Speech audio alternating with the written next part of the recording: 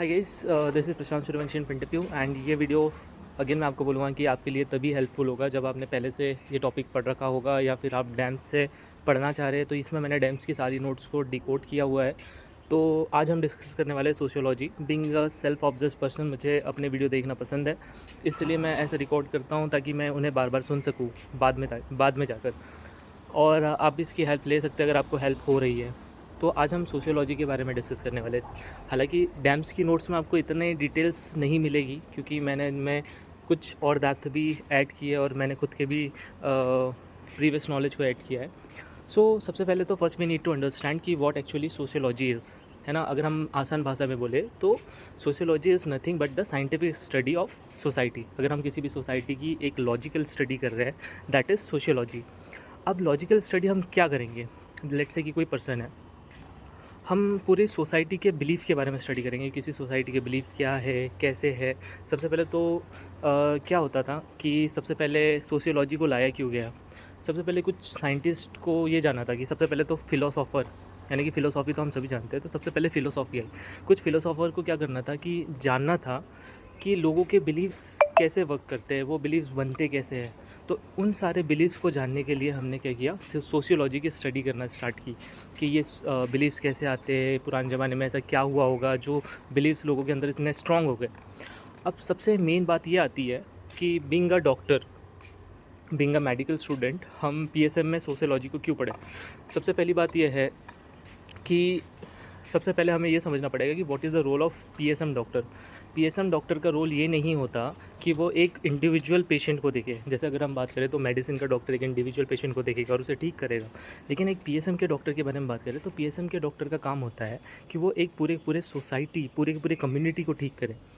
और अगर हम बात करें तो अगर मैं एक इंडिविजुअल पर्सन के बारे में बात करूँ, लेट्स से कि उसको कोई बीमारी हो गई, कोविड-19 हो गया, तो I know what is the root cause, what is the pathophysiology behind that and अगर उससे ट्यूबरक्लोसिस हो रही है, मुझे उसकी पैथोफिजियोलॉजी जानना है। लेकिन मैं जानता हूँ उसकी पैथोफिजियोलॉजी और मैं उसका ट्रीटमेंट उस हिसाब से करूँगा। लेकिन जब ये चीज़ें किसी बड़े लेवल पे जा रही है, हम उसे बोलते हैं सोशल पैथोलॉजी। मीन्स अगर ये बहुत बड़े लेवल पे हो रही है ना, तो वहाँ पे मैं एक इंडिविजुअल लेवल पे मैं डिसीज़ का कारण जानता हूँ, उस इंडिविजुअल पर्सन को एक मेडिसिन का डॉक्टर ट्रीट कर लेगा। मुझे क्या करना है, उससे बड़े लेवल पे जानना पड़ेगा कि ये एक्चुअल में इस चीज़ का रूट कॉज कैसा है, क्या है। जैसे लेट्स से कि कोई लोग एकदम स्लम एरिया में रह रहे हैं और वहाँ पे वो लोग बहुत बीमार पड़ रहे हैं बिकॉज ऑफ ट्यूबरक्लोसिस। तो लेट्स से कि एक ट्यूबरक्लोसिस का पेशेंट है, मैंने उसे ठीक कर दिया। अगेन फिर मेरे पास 2-3 केस आए, वो उनको भी मैंने ठीक कर दिया। अगर हम इंडिविजुअल लेवल पर बीमारी की पैथोफिजियोलॉजी जानेंगे ना, तो हम उसे जड़ से, बीमारी को जड़ से ख़त्म नहीं कर पाएंगे। तो इसका मतलब ये हो रहा है कि इसका जो रूट कॉज है ना, कुछ और है। इसका रूट कॉज है दैट इज़ सोशल लेवल पे, सोशल पैथोलॉजी। मीन्स इसका रूट कॉज है ओवर क्राउडिंग। इसलिए हमको उनके कल्चर के बारे में जानना ज़रूरी है, क्यों पॉवर्टी क्या है ना। जैसे अगर हम बात करें तो कई कल्चर है, कई कई लोगों के बिलीव्स होते हैं। जैसे कोविड-19 के टाइम पे क्या हुआ था कि कई लोगों को जैसे फॉल्स इंफॉर्मेशन फैलाई गई थी कि क्या नाम है, कोविड-19 की वैक्सीन इसलिए लगाई जा रही है क्योंकि ये लोग तुम्हें उम्र से पहले मारना चाहते हैं। तो इसका मतलब ये हो रहा है कि जो कल्चर है या फिर क्या नाम है, तुम्हारा एजुकेशनल बैकग्राउंड है, ये भी बहुत कुछ डिसाइड करता है। क्योंकि अगर आप एजुकेटेड नहीं हो तो आप साइंटिफिक टेम्परामेंट नहीं रखोगे, यानी कि ऑन एवरेज हम बात करते हैं। तो अगर इंसान का दिमाग लॉजिकल है तभी वो चीज़ें समझ पाएगा। तो अगर हम बात करें तो यहाँ पर हमने देखा कि वो ये नहीं सोच पाया कि क्या नाम है, वो इस इंजेक्शन से उसने सोच लिया कि नहीं सही में मर जाएगा। तो इसके कारण क्या हुआ कि उसके दिमाग में एक बिलीफ बैठ गया और उस बिलीफ के कारण अब क्या कर पाएगा, अब वो वैक्सीन नहीं लगाएगा। सो तुम समझ सकते हो कि हमको अगर ये बिलीफ सिर्फ उनमें नहीं होगा, ये बिलीफ का रूट कॉज क्या था? इस बिलीफ के रूट कॉज था एजुकेशन, है ना, पॉवर्टी, है ना। जनरली पोअर लोगों में ये सारी चीज़ें देखने मिलती। तो poverty and education was the root cause of this. तो अगर हम बात करें तो सोशियोलॉजी में हम कहाँ पे जाते हैं, हम रूट कॉज में जाते हैं। अगर हम सोशल पैथोलॉजी की बेसिक के बारे में बात करें, अगर हम रूट पे जाना चाहते हैं तो हमको उनके बिलीफ पे, लोगों के बिलीफ पे काम करना पड़ेगा। हमको लोगों के बिलीफ को तोड़े बिना हमें जो होगा उसे परफॉर्म करना होगा। तो इस चीज़ का ध्यान रखना होता है। तो अगर हम बात करें सोशल पैथोलॉजी, यानी कि हम पीएसएम में अगर हम सोशियोलॉजी पढ़ना चाहते हैं तो उसके पहले हमें कुछ टर्म्स जानने पड़ेंगे, क्योंकि बीइंग अ मेडिकल स्टूडेंट हमें सोशियोलॉजी का उतना नॉलेज तो है नहीं। तो थोड़े बहुत टर्म्स जान लो, उसके बाद हम पीएसएम वाला पर्सपेक्टिव को कंटिन्यू करते हैं। सबसे पहले तो हम बात करते हैं एकल्चरेशन के बारे में कि सबसे पहले तो हम बात करते हैं कल्चर क्या होता है। लेट्स से कि मैं एमपी में रहता हूँ, तो हम नॉर्मली शर्ट पैंट पहनते हैं, या फिर हमारे बोलने की भाषा हिंदी है, मेरी भाषा क्या है, मैं खाना क्या खाता हूँ, ये सारी कल्चर है। अमेरिका कल्चर क्या है, कोट पैंट पहनते हैं। इंडिया का कल्चर जनरली धोती कुर्ता, है ना, ये था। तो इसे हम बोलते हैं कल्चरेशन। लेकिन अब कल को क्या हो रहा है कि एक गाँव का लड़का, गाँव में जनरली लोग क्या करते हैं, धोती और कुर्ता पहनते हैं ऑन एवरेज। आज के समय में नहीं पहनते, लेकिन हम मान के चलते हैं कि गाँव में कुछ लोग दो मैक्सिमम लोग अभी के लिए हम इमेजिन कर लेते हैं कि धोती और कुर्ता पहनते हैं, और शहरों में कोट पैंट पहनते हैं। अब गाँव का बच्चा अगर उसे पढ़ना है तो वो शहर पे जाएगा। गाँव में तो वो दाल रोटी खाता था, शहर में आके उसने क्या किया कि मैकडोनाल्ड के food and all fast food खाना स्टार्ट कर दिया। उसके बाद उसने कपड़े भी शर्ट पैंट पहनना स्टार्ट कर दिए। तो ये क्या हुआ कि उसने अपने कल्चर को छोड़ दिया। कल्चर में क्या आता है, उसके कपड़े, उसका खाना, उसके बोलने का तरीका। वहाँ पे वो अपने गाँव की भाषा बोलता था, यहाँ पे आके उसने इंग्लिश या फिर हिंदी में बोलना स्टार्ट कर दिया, यानी कि जो भी उसकी हमारी जो नॉर्मल भाषा है वो बोलना स्टार्ट कर दिया। तो उसने क्या किया, कल्चरल शिफ्ट कर दिया। जैसे अगर हम बात करें एमपी के इंसान केरला में गया या फिर महाराष्ट्र में गया, वहाँ पे मराठी बोलना स्टार्ट कर दिया। तो यहाँ पे भी एक तरीके का कल्चर शिफ्ट है कि उसने भाषा चेंज कर दिया, खाने का तरीका थोड़ा चेंज हो गया। तो इसे हम बोलते हैं कल्चरल शिफ्ट, और इसी को हम बोलते हैं एकल्चरेशन। एकल्चरेशन मीन्स कि तुम्हारा कल्चर पहले कुछ और था, अब तुमने अपना कल्चर चेंज कर दिया। सोशियोलॉजी को पढ़ने से पहले हमें इसे समझना होता है। क्यों? क्योंकि कल्चर चेंज करने से बहुत सी चीज़ें चेंज हो जाती है। क्योंकि अभी मैंने आपको बताया कि तुम्हारी कल्चरल हैबिट भी कई बीमारी को जड़ दे सकती है। कई लोग जॉइंट फैमिली में रहते हैं, तो वहाँ पे ओवर क्राउडिंग के चांसेस बढ़ते हैं। इसलिए एक एग्जांपल। तो फिर यहाँ तक कि हमारी बात हुई। अब जो हमारा एकल्चरेशन है, उसका सबसे मेन कारण क्या हो सकता है। लेट्स से कि हमने मैरिज कर ली, तो मैरिज करने के लिए हम क्या करते हैं, किसी दूसरी सिटी की लड़की के साथ शादी कर लेते हैं। वो आती है और हमारे साथ अलग कल्चर में बस जाती है। तो ये एकल्चरेशन का एक रीज़न है। दूसरा, हम जॉब के लिए दूसरी सिटीज़ में जा सकते हैं, गाँव से शहरों की तरफ, दिस इज़ ऑल्सो एकल्चरेशन। हम पढ़ने के लिए भी गाँव से शहरों में जाते हैं, दिस इज़ ऑल्सो एकल्चरेशन। अब सबसे पहली बात तो अगर हम बात करें सोशियोलॉजी के बारे में बात करें, तो सोशियोलॉजी क्या है। Sociology is a branch of philosophy, यानी कि अगर हम बात करें तो मोटा मोटा बोल रहा हूँ, क्योंकि एक फिलोसॉफर ने ही इस ब्रांच को बनाया है। तो अगर हम बात करें तो सोशियोलॉजी को अगर हम समझना चाहें, तो सबसे मेन पॉइंट जो हमको समझना पड़ेगा, दैट इज़ ओपिनियन बिलीफ। कि व्हाट इज़ ओपिनियन। मैं बोल रहा हूँ कि मुझे लगता है कि नरेंद्र मोदी एक अच्छे लीडर है, that is my opinion. Time के साथ मेरा ये ओपिनियन चेंज हो सकता है कि अगर राहुल गांधी या फिर कोई अदर लीडर है, उनने अच्छा काम कर दिया, तो मैं ऐसा बोलूँगा कि नहीं, अब मुझे नरेंद्र मोदी उतने पसंद नहीं आ रहे, मुझे राहुल गांधी ज़्यादा पसंद आ रही है, या फिर कॉकरोच जनता पार्टी ज़्यादा पसंद आ रही है, फॉर एग्जाम्पल, है ना। ये मेरा पॉलिटिकल ओपिनियन नहीं है, बट जस्ट अ एग्जाम्पल। तो ये मेरा ओपिनियन है जो टाइम के साथ चेंज हो सकता है। बिलीफ क्या है? बिलीफ का मतलब होता है कि कई ओपिनियन मेरे दिमाग में ऐसे है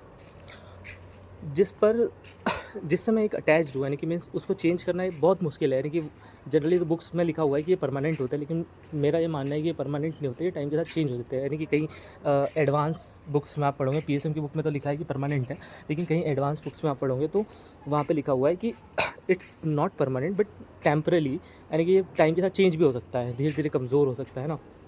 तो सोशियोलॉजी की बुक में इसे परमानेंट नहीं कहा गया है, टाइम के साथ चेंज होता है। तो जो बिलीफ है, जैसे मान के चलो कि मैं बोल रहा हूँ कि मैं भगवान में बिलीव करता हूँ, तो दिस इज़ माई बिलीफ। तो लोगों के बिलीफ को तोड़ना बहुत टफ है, that is root cause of people. तो what we have to do is कि हमको उनके बिलीफ में जाकर यानी कि हमको उनके बिलीफ को बाईपास करना पड़ेगा। लेट्स से कि जैसे अगर हम बात करें कि गाँव में हमको कोविड की वैक्सीन लगानी है, लेकिन गाँव में क्या हुआ है कि कुछ अफवाह फैली हुई है, कोविड वैक्सीन को मत लगाओ, इससे ये होता है, कुछ भी होता है, कोई कॉम्प्लिकेशन बता दिया। तो यहाँ पर हमने क्या किया कि वो उनके बिलीफ है कि क्या नाम है, जैसे हमने बोला कि कोविड वैक्सीन, गाँव में कोविड वैक्सीन है, वो भगवान पे बहुत ज़्यादा बिलीव करते हैं।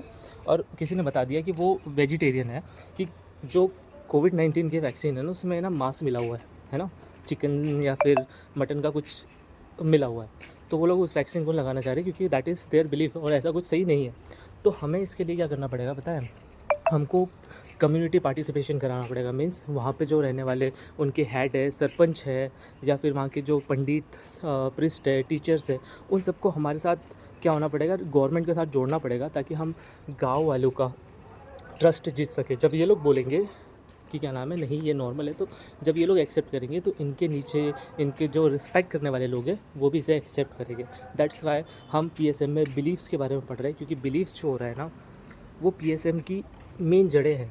मेन सोशियोलॉजी पीएसएम को देखने का एक नज़रिया देता है, इसलिए हमको बिलीफ के ऊपर हम दे रहे हैं। अब नाउ हमारे पास आ रहा है attitude. What is attitude? Attitude का मतलब होता है कि जो मेरे बिलीफ है उसके बेसिस पे मैं जो एक्शन ले रहा हूँ, that is attitude. For example, let's say कि मेरा और मेरे फ्रेंड के बीच में झगड़ा होता है। लेट्स से कि मैं नास्तिक हूँ और मेरा फ्रेंड बोल रहा है वो आस्तिक है। मैं बोल रहा भगवान जैसी कोई चीज़ नहीं होती।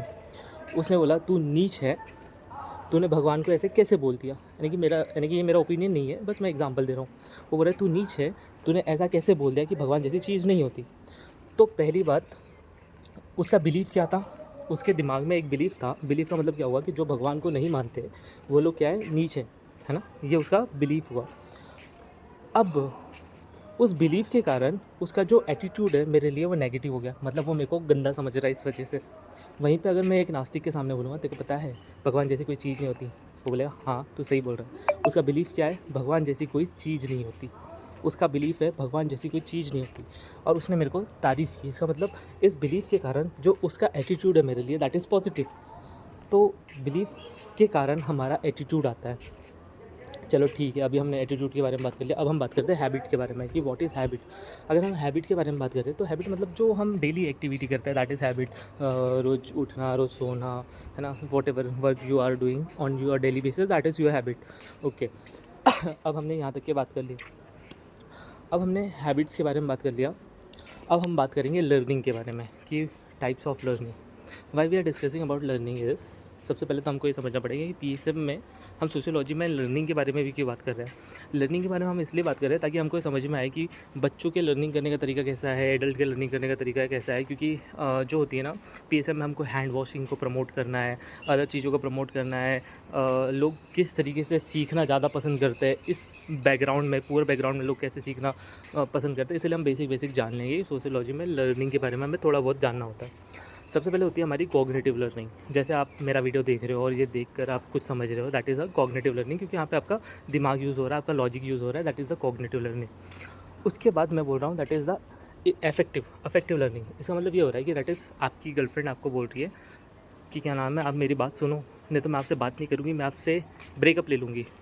तो यहाँ पे आपका क्या हुआ, इमोशंस इन्वॉल्व हो गए। जहाँ पे इमोशंस इन्वॉल्व होते हैं कि वो, अब आपको डर है कि वो आपको छोड़ देगी या फिर आपसे बात नहीं करेंगी, इसलिए आप उससे बात कर रहे हो। तो दैट इज़, इस वे में मैं आपसे बात नहीं करूँगा, आप मेरे से डेली बात करो।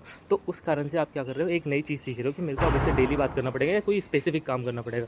तो आप इमोशन में इन्वॉल्व होकर अगर कोई काम कर रहे हो तो उस टाइप की लर्निंग को बोलते हैं हम वेट अफेक्टिव, है ना, अफेक्टिव लर्निंग। थोड़ी वर्किंग मेमोरी मेरी थोड़ी कमज़ोर है, तो बाकी लॉन्ग टर्म मेमोरी अच्छी है। तो अफेक्टिव लर्निंग हम उसे कहते हैं। उसके बाद हमारे पास आती है दैट इज़ साइकोमोटर। मतलब ये है कि लेट्स से कि मैं अभी चल के आपको पढ़ा रहा हूँ, ये मैं आपको बोल रहा हूँ कि मेरे समझाने के दौरान that is my body language. मेरे को क्रिकेट खेलना है, मैं ऐसे बैट घुमाता हूँ, तो that is my psychomotor learning, कि मैंने टाइम के साथ सीखा है कि बैट कैसे घुमाना है, बॉडी लैंग्वेज किस तरीके से यूज़ करनी है, या बोलना कैसे, दैट इज़ साइकोमोटर लर्निंग। लेकिन अगर हम बात करें तो बच्चों में अगर हम बात करें तो बच्चों में जो हैंड वॉशिंग होती है वो साइकोमोटर लर्निंग से ज़्यादा जो होती है अफेक्टिव लर्निंग होती है। वाई?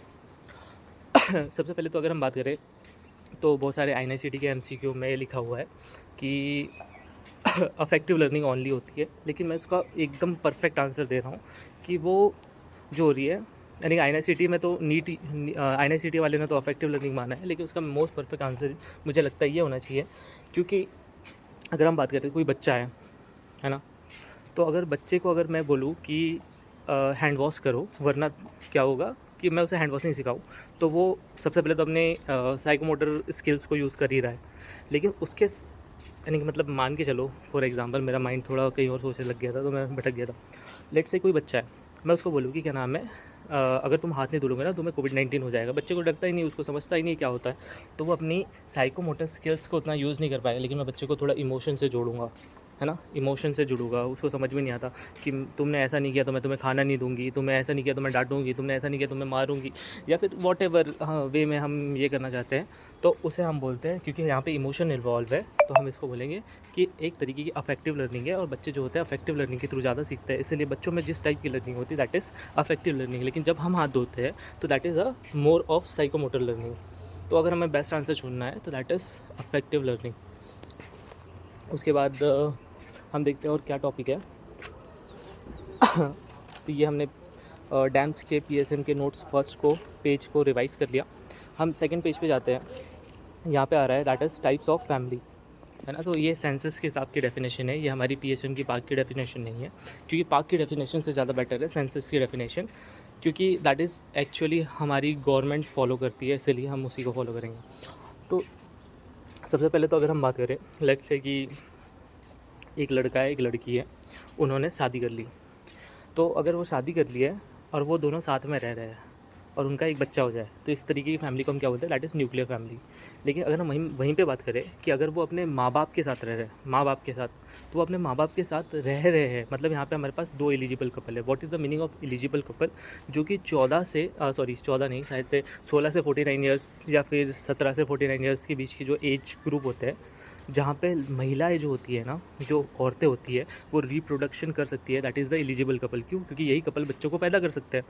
तो अगर किसी भी फैमिली में 2 एलिजिबल कपल है, तो हम उसको बोल सकते हैं दैट इज़ जॉइंट फैमिली। जैसे अगर मैं अपने भैया के साथ रहूँ, उनकी भी वाइफ है, मेरी भी वाइफ है, तो that is a joint family. अगर मैं अपने पापा के साथ रहूँ, that is also joint family. Even यहाँ पे बुक में तो लिखा था कि 16 टू 49 ईयर्स ही एलिजिबल कपल मानेंगे, लेकिन जब हम पेरेंट्स के साथ रहते हैं तो उन्हें भी हम एलिजिबल कपल मान लेते हैं।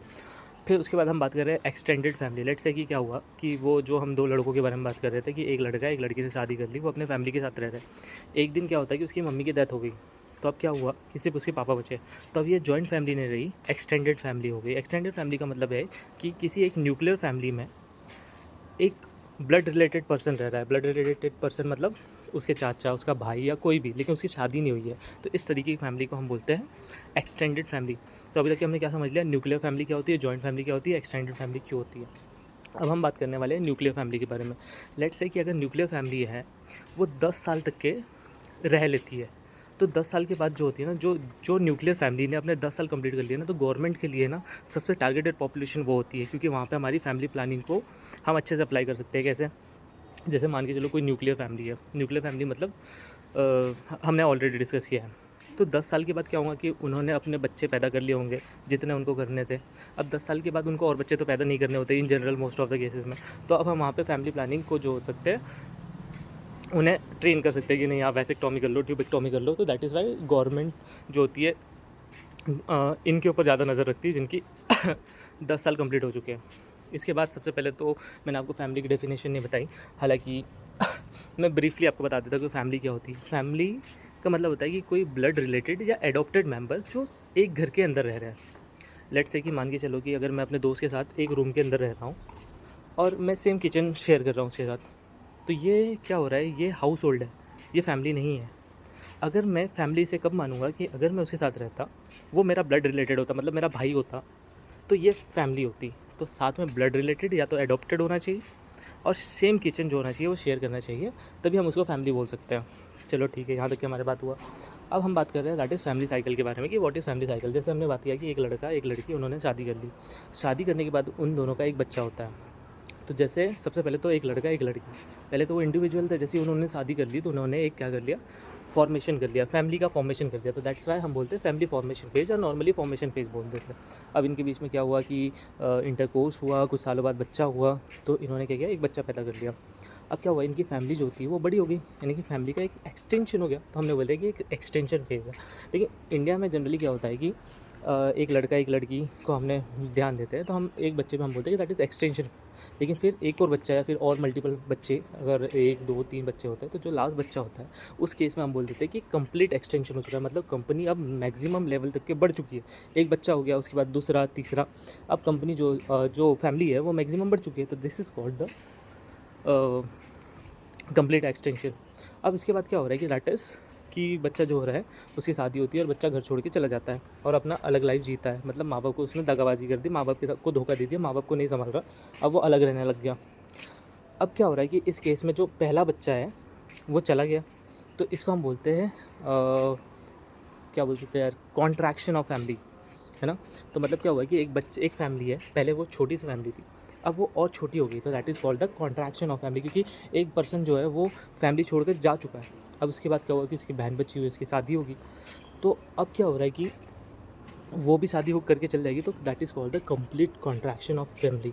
अब क्या होगा कि दोनों बच्चे माँ को छोड़ के चले गए, माँ रोएंगी, बीमार पड़ेगी। तो इस केस में क्या हो रहा है कि अगर माँ, इस केस में पति या पत्नी में से कोई भी एक मर जाता है, तो that is the dissolution of family. Means dissolution means एक तो मर चुका है ना, अब फैमिली साइकिल पूरी तरीके से रुक चुकी है, तो इसे हम बोलते हैं फैमिली साइकिल। तो यहाँ तक कि हमने फैमिली साइकिल डिस्कस कर लिया, दिस इज़ वेरी इंपॉर्टेंट।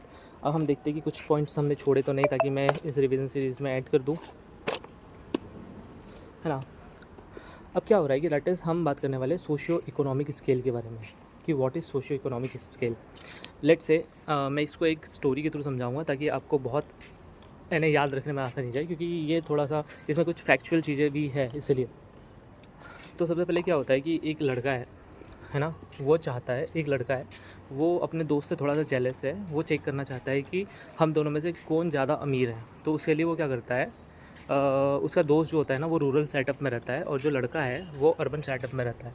तो लड़का क्या करता है कि अपनी, वो कितना अमीर है, वो अपर मिडिल क्लास है, लोअर मिडिल क्लास है, या फिर गरीब है, ये सब जानने के लिए वो क्या करता है, एक स्केल का यूज़ करता है, that is modified Kuppuswamy scale. अब ये मॉडिफाइड कुप्पुस्वामी स्केल क्या करता है, ये बताता है कि आप अपर मिडिल क्लास हो, लोअर मिडिल क्लास हो, या फिर आपको क्या रिस्पेक्ट मिलनी चाहिए, है ना। तो सबसे पहली बात तो अगर हम बात करें तो शहरों में, अगर हम बात करें तो शहरों में सबसे ज़्यादा इंपॉर्टेंट क्या रहता है, कितना ज़मीन है, ये सब कोई नहीं पूछता।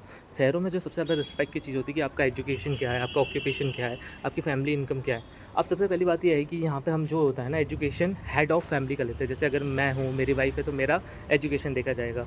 अगर हम बात करें तो इनकम पूरी फैमिली की देखी जाएगी। अगर हम यहाँ पे ऑक्यूपेशन की बात की जाए तो मेरी देखी जाएगी। ऐसा क्यों? क्योंकि अगर हम बात करें तो जब मॉडिफाइड कुप्पुस्वामी स्केल देखी गई थी, तब उस टाइम पे मेल बहुत ज़्यादा डोमिनेंट है। आज भी मेल्स जो है उसे डोमिनेंट माना जाता है, क्योंकि ये सोसाइटी पहले से ही पैट्रियार्कल रही है। तो इसलिए यहाँ पे मेल्स को ज़्यादा जो है वो दिया गया है, क्योंकि ऐसा माना जाता है कि मेल्स की रिस्पेक्ट से पूरे फैमिली की रिस्पेक्ट है, इस तरीके से, इसलिए।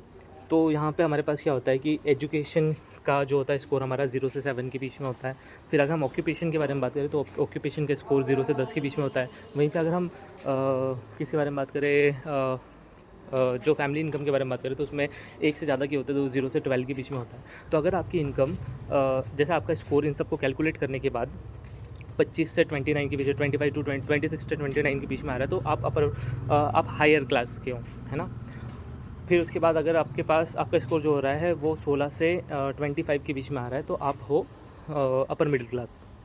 अगर आपका स्कोर जो हो रहा है वो लगभग 11 से 15 के बीच में आ रहा है, तो आप हो लोअर, नहीं, आपका 11 से 15 आई थिंक, है ना। मैं स्कोर एक बार चेक कर लेता हूँ। 11 से 15 के बीच में आ रहा है, तो आप लोअर मिडिल क्लास हो, है ना। फिर अगर आपका स्कोर जो हो रहा है 5 से 10 के बीच में आ रहा है, तो आप अपर लोअर क्लास हो। और आपका 5 से नीचे आ रहा है तो आप एकदम लोअर क्लास हो, एकदम मतलब बहुत ही ज़्यादा गरीब हो। तो ये हमारे पास मॉडिफाइड कुप्पुस्वामी स्केल थी। तो उसने क्या किया, मॉडिफाइड कुप्पुस्वामी स्केल के थ्रू अपना और अपने फ्रेंड का स्कोर कैलकुलेट किया, और उसने क्या किया, देखा कि वो अमीर है, लेकिन उसके दोस्त के पास तो बहुत सारी ज़मीन थी। उसके बाद दोस्त के, वो गाँव में रहता था, उसके बाद बहुत सारी बफोले थी। एक्चुअल में तो उसका दोस्त ज़्यादा अमीर था ना, लेकिन यहाँ पे हमने जो क्राइटेरिया यूज़ किया ना, वो कुछ अलग हो गया। क्योंकि रूरल सेटअप में हम क्या करते हैं, पारिक स्केल का यूज़ करते हैं। पारिक स्केल में हमने क्या क्या चीज़ों को ऐड किया है पता है? पारिक स्केल में, क्योंकि रूरल सेटअप में क्या होता है ना, रिस्पेक्ट का नज़रिया अलग होता है। रूरल सेटअप में देखा जाता है कि किसी के पास कितनी गाय, कितने एनिमल, कितनी भैंसें हैं। उसके बाद रूरल सेटअप में देखा जाता है उसके पास कितनी ज़मीन है। उसके बाद रूरल सेटअप में ये सब चीज़ें देखी जाती है कि उसकी कास्ट क्या है, उसकी प्राइड क्या है, ये सारी चीज़ों को देखे जाते हैं। तो पारिक स्केल में हम जनरली इन सारी चीज़ों को देखते हैं, उसके बाद कैलकुलेट करते हैं। जब हमने पारिक स्केल से कैलकुलेट किया तो उसका दोस्त भी बहुत अमीर निकला। तो हमने फिर कंपेयर करने की कोशिश की, तो हमने देखा कि यार ना, मैं पारिक स्केल से, मैं दो स्केल को कैसे कंपेयर, सेंटीमीटर को हम फीट से थोड़ी कंपेयर कर सकते हैं। तो रूरल स्केल और अर्बन स्केल को तो हम कंपेयर नहीं कर सकते। तो अगर हमको नेशनल लेवल पे किसी को कंपेयर करना है या फिर नेशनल लेवल का डाटा निकालना है, ताकि हम अर्बन और रूरल का डाटा निकाल पाए, तो हमें उसके लिए एक ऐसी स्केल चाहिए जो कि दोनों पे काम कर सके। तो फिर उसके बाद हमारे पास एक और scale I, that is called JP Prasad scale. अब इस स्केल में हम क्या करते हैं कि किसी भी पर्सन की, पूरे फैमिली की इनकम निकालते हैं, और हम देखते हैं कि एक पर्सन के जैसे मान के चलो, एक पूरी फैमिली की इनकम 1 लाख है, तो और उस फैमिली में 4 लोग हैं, तो पर कैपिटा इनकम कितनी आ रही है महीने की, 20,000 रुपीज़।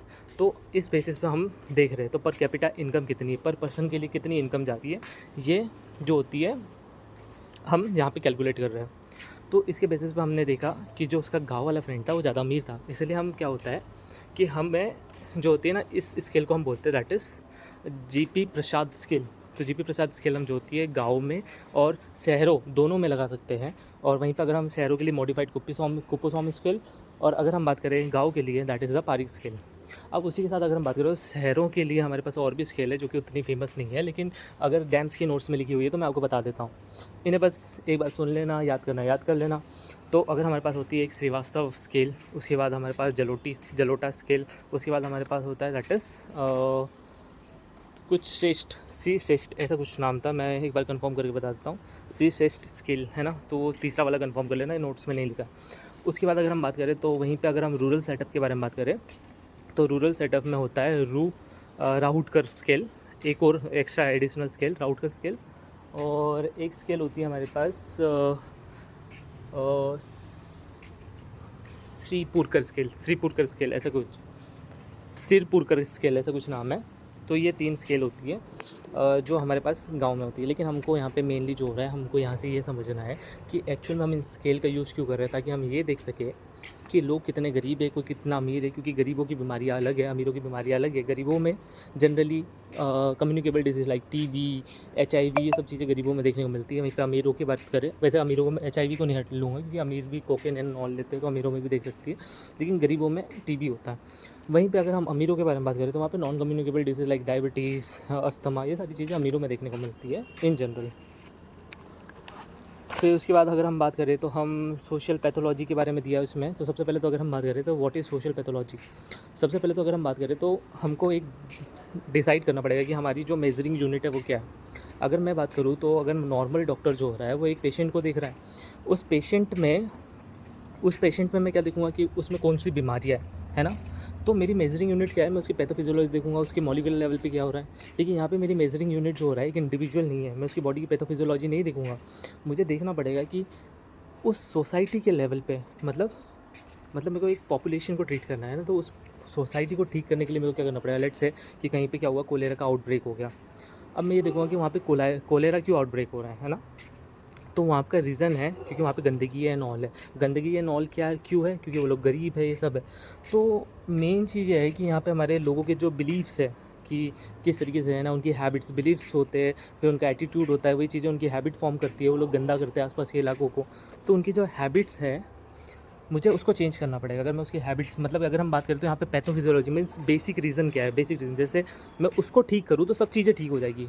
तो अगर मैं उसके ब्रेन में जाके उसका बिलीफ चेंज कर दूँ कि नहीं, मेरे को यहाँ पे गंदा नहीं रखना है, सब साफ़ रखना है, ऐसे रहना है, ये करना है, तब जाके होगा। क्योंकि देखो हैबिट जो होती है ना that is build by attitude is build by belief, हमने अभी ऑलरेडी पढ़ा है।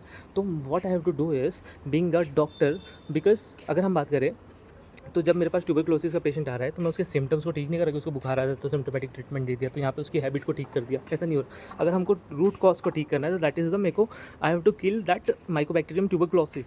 तो यहाँ पे मेरे को क्या हो रहा है, यहाँ पे जो मेरा बैक्टीरिया है दैट इज़ द बिलीफ।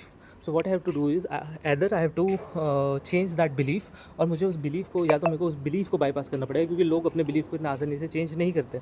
तो मुझे कम्युनिटी पार्टिसिपेशन करना पड़ेगा ताकि वो उन लोगों पे ज़्यादा ट्रस्ट करें। तो इसलिए हमको जो हो रहा है ना, सोशल पैथोलॉजी में हम बिलीफ्स पे बात करते हैं, और सोशल पैथोलॉजी जो हो रहा है ना, तो अल्फ्रेड ग्रॉटरेज ऐसे एक साइंटिस्ट है, उन्होंने इसका ये टर्म को दिया है। हालांकि मेरे को टर्म्स याद नहीं रहते, आप कंसेप्ट्स पे जाइए।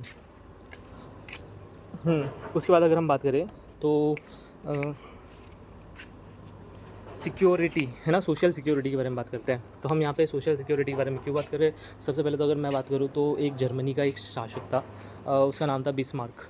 तो एक बार क्या हुआ कि जर्मनी में क्या हो रहा था कि बहुत सारी मशीनें चल रही थी। मतलब ऐसा कि वहाँ पे जो हो रहा था कि फैक्ट्री में काम करने वाले वर्कर बहुत ज़्यादा बीमार हो रहे थे। तो अब क्या हुआ कि वर्कर ने क्या किया कि तमाशे मचाना स्टार्ट कर दिया कि नहीं, हम लोग बीमार पड़ रहे, कुछ करो। तो अब बिस्मार्क ने क्या किया कि दैट इज़ एक पब्लिक सिक्योरिटी, पहले सोशल सिक्योरिटी का कॉन्सेप्ट लाया कि नहीं, हम लोग क्या करेंगे कि इन लोगों की हेल्प करेंगे। मतलब सबसे पहले तो यहाँ पे क्या हो रहा है कि, और उन्हीं कॉन्सेप्ट को आज हमारी गवर्नमेंट ने भी जो वो अप्लाई किया, और पूरे दुनिया में अप्लाई होता है, लेकिन सबसे पहले वहाँ से आया है ये सारी चीज़ें। तो अगर हम बात करें तो सबसे पहले होता है हमारे पास सोशल असिस्टेंस का मतलब है कि लेट्स से कि मेरी एक वाइफ है, कल को नहीं, यानी कि एक लड़का एक लड़की है, अब वो लोग शादी करते हैं, कल को जाके लड़का मर जाता है, लड़की विधवा हो जाती है हैं, या फिर लड़की बूढ़ी हो जाती है तो एक होता है कि क्या नाम है कि उनको बूढ़े होने के बाद पेंशन मिलती है, विधवा होने के बाद पेंशन मिलती है। तो ये सारी की सारी पेंशन उन्हें कौन दे रहा है? गवर्नमेंट दे रही है ना। इसको हम बोलते हैं सोशल असिस्टेंस, ताकि वो लोग अपना जीवन यापन कर सकें। तो इस टाइप को हम बोलते हैं सोशल असिस्टेंस, ताकि उन लोगों को कोई दिक्कत ना जाए, वो लोग बीमार ना पड़े, पॉवर्टी के कारण बीमार ना पड़े, क्योंकि देश के लिए वो बर्डन हो जाएगा। उसके बाद हमारे पास आता है दैट इज़ एक होता है हमारे पास सोशल असिस्टेंस, एक होता है सोशल इंश्योरेंस। यहाँ पे पहले केस में हमने देखा कि पैसा वो विधवा महिला नहीं दे रही, वो तो सरकार उनकी हेल्प कर रही है मिनिमम वेज से। वहीं पे अगर हम बात करें जैसे सोशल इंश्योरेंस के बारे में, जैसे सोशल इंश्योरेंस मतलब लेट्स से कि क्या नाम है, मैं काम कर रहा हूँ, मैं LIC में म्यूचुअल फंड्स में पैसे डालता हूँ, LIC में पैसे डालता हूँ। उसके अलावा मैं क्या कर रहा हूँ कि SIC में पैसे डाल रहा हूँ। तो ये सारे के सारे क्या हो रहे हैं, एक पेंशन फंड है। तो यहाँ पे एक तो मैं भी पैसा दे रहा हूँ, एक मैं जिसके हाथ के नीचे काम कर रहा हूँ वो भी पैसे डाल रहा है। तो बाद में जाके ये पैसा मुझे पेंशन के रूप में मिलेगा। तो इस टाइप के स्कीम को हम बोलते हैं that is social insurance scheme. तो ये दोनों के दोनों जो होती है हमारे बुढ़ापे के लिए बहुत काम में आती है।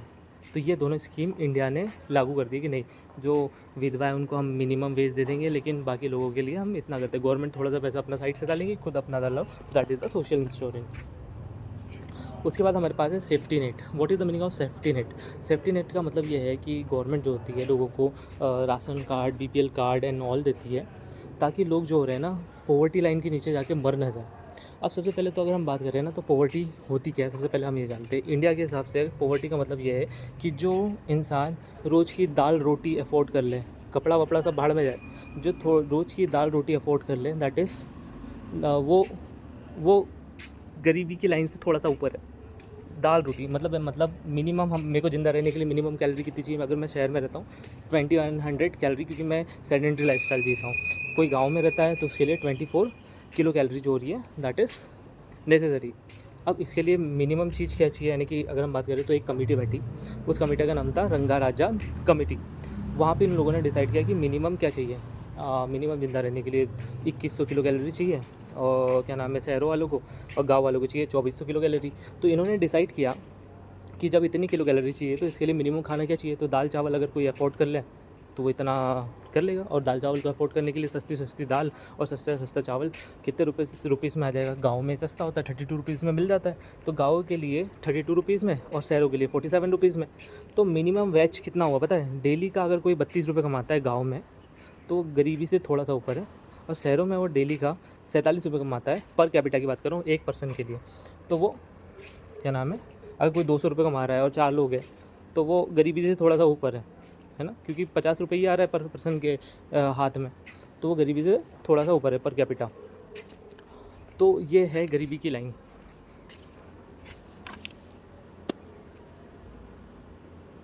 अब हम बात करें state medicine and socialised medicine. अब सबसे पहले बात करें तो व्हाट इज़ स्टेट मेडिसिन। सबसे पहले तो बात करें तो स्टेट मेडिसिन में होता है, जैसे मान के चलो कि कल को मैं बीमार हो गया, कोई गरीब आदमी बीमार हो गया, गरीब आदमी के पास इतना पैसा है नहीं, हम तब से बात कर रहे हैं, तो ये गरीब आदमी जाएगा कहाँ, है ना। सबसे पहली बात है कि गरीब आदमी जाएगा कहाँ? ये गरीब आदमी जाएगा सरकारी हॉस्पिटल में, और सरकारी हॉस्पिटल का पैसा कौन देगा?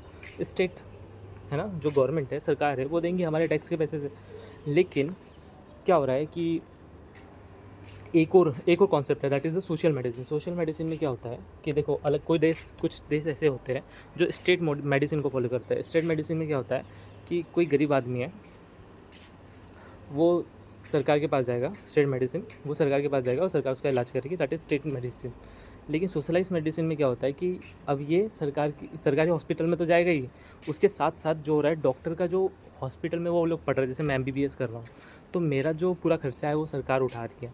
तो जहाँ पर बच्चों का खर्चा, साथ में एजुकेशन का, जहाँ पे एजुकेशन का भी खर्चा और जो हेल्थ का भी खर्चा सरकार उठा रही है, that is the socialised medicine. तो अगर हम बात करें इंडिया में क्या होता है, इंडिया में एक तो हेल्थ केयर का भी बजट वही उठा रही है, और साथ में हेल्थ केयर और डॉक्टर को भी पढ़ाने का जिम्मा उन्होंने ले रखा है। तो दोनों के दोनों जो हो रहे हैं इंडिया में, मिक्स्ड जो हो रहा है वो यूज़ हो रहा है। तो दैट इज़ हम लोग सोशलाइज्ड मेडिसिन में है।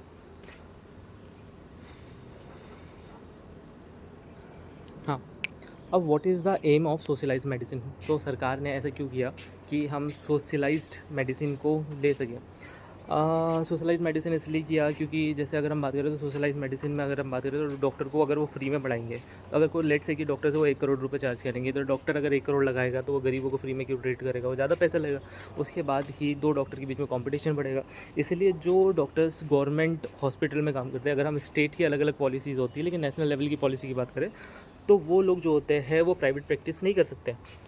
क्यों? क्योंकि ताकि वो पेशेंट को ये ना बोल सके कि क्या नाम है कि आप प्राइवेट प्रैक्टिस में आना हमारे पास, ताकि वो लोग ताकि क्या नाम है वो लोग थोड़े ईमानदारी से काम करें।